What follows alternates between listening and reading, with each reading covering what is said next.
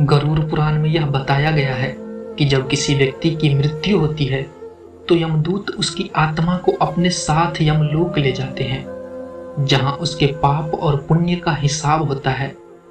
और फिर 24 घंटे के बाद यमदूत उस प्राणी की आत्मा को धरती लोक पर उसके घर छोड़ जाते हैं।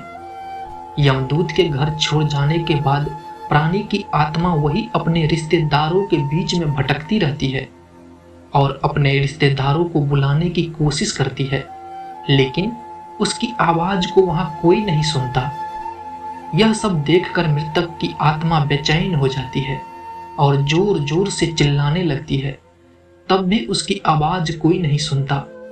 इसके पश्चात मृतक की आत्मा अपने शरीर में प्रवेश करने की कोशिश करती है, लेकिन यमदूत के पासा में बंधे होने के कारण वह मृत शरीर में प्रवेश नहीं कर पाती।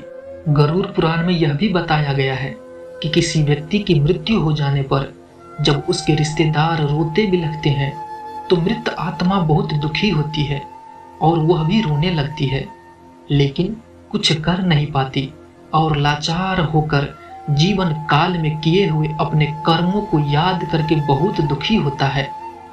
गरुड़ पुराण की माने तो जब यमदूत मृतक की आत्मा को उसके रिश्तेदारों के बीच में छोड़ जाते हैं तो उसके बाद उस आत्मा में इतना बल नहीं रहता कि वह यमलोक की यात्रा तय कर सके। गरुड़ पुराण के अनुसार किसी की मृत्यु के पश्चात जो 13 दिनों तक पिंडदान किया जाता है, उसी से आत्मा के विभिन्न अंगों की रचना होती है और फिर जो 11 और 12 दिन पिंडदान किया जाता है, उससे मृतक की आत्मा रूपी शरीर का मांस और त्वचा का निर्माण होता है। और 13वें दिन जब 13वीं की जाती है, तब मृतक के नाम पर जो पिंडदान किया जाता है, उससे वह यमलोक की यात्रा तय करती है। अर्थात मृत्यु के पश्चात 13 दिन तक मृतक के नाम से जो पिंडदान किया जाता है, उसी से आत्मा को धरती लोक से यमलोक तक जाने का बल मिलता है। दोस्तों, इसीलिए गरुड़ पुराण में बताया गया है कि जब किसी की मृत्यु हो जाती है तो उसकी आत्मा 13 दिनों तक अपने परिजनों के बीच भटकती रहती है और इसके पश्चात मृतक की आत्मा धरती लोक से यमलोक के लिए अपने सफर पर निकल पड़ती है। इस सफर को पूरा करने के लिए उसे तकरीबन 1 साल लगता है। पुरानी मान्यताओं के अनुसार 13 दिन तक किया गया पिंडदान इस 1 वर्ष मृतक की आत्मा के लिए भोजन के समान होता है। अब कुछ लोगों के अंदर यह सवाल उठ रहा होगा कि अगर किसी मृत आत्मा का पिंडदान नहीं किया गया तो क्या होगा।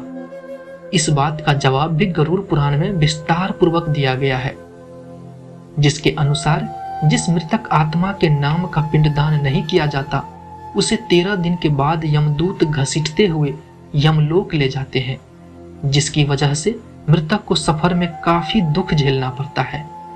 इसीलिए हिंदू धर्म के अनुसार 13 दिनों तक पिंडदान किया जाना आवश्यक है।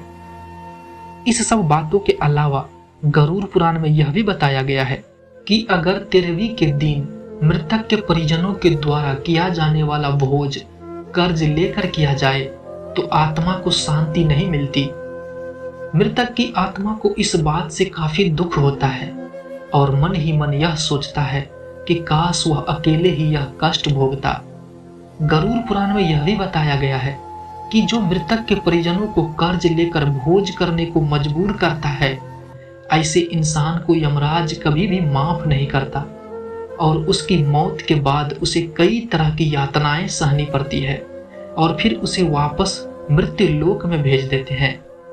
गरुड़ पुराण में यह भी बताया गया है कि जो व्यक्ति अपने जीवन काल में पुण्य कर्म करता है, उसे यमदूत मृत्यु के पश्चात अपने साथ यमलोक ले जाते हैं और ऐसे व्यक्ति को मृत्यु लोक से यमलोक की यात्रा के बीच कोई भी कष्ट नहीं झेलना पड़ता।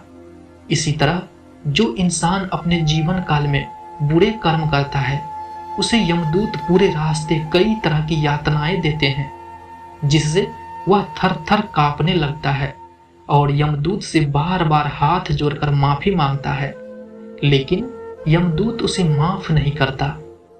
इसके अलावे जब पुण्य करने वाले आत्मा यमलोक पहुंचती है तो यमराज उसे स्वर्ग लोक भेज देते हैं, जबकि पापी आत्मा को उसके द्वारा किए गए बुरे कर्मों की सजा भुगतने के लिए नरक भेज देते हैं और सजा खत्म होने के पश्चात वापिस ऐसे आत्मा को निम्न योनि में मृत्यु लोक भेज देता है। अब आपको समझ आ गया होगा कि आखिर मृत्यु के 24 घंटे बाद आत्मा वापस अपने घर क्यों आती है। बस दोस्तों, इस वीडियो में इतना ही। अगर आपने चैनल को सब्सक्राइब नहीं किया है तो सब्सक्राइब कीजिए, लाइक, कमेंट और अपने दोस्तों के साथ शेयर जरूर कीजिए। जय श्री कृष्ण।